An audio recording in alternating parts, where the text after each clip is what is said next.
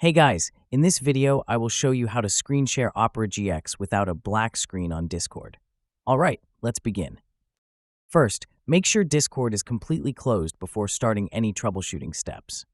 Once Discord is closed, open up the Opera GX browser.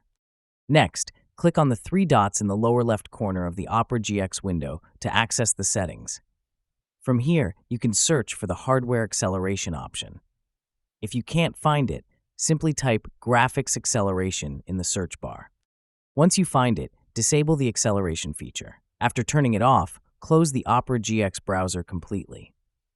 Now open Discord and try screen sharing again. Launch Opera GX and start the stream.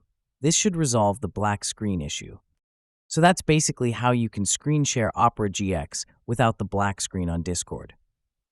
And that's it for this video. If you find this helpful, consider subscribing and giving this a big thumbs up.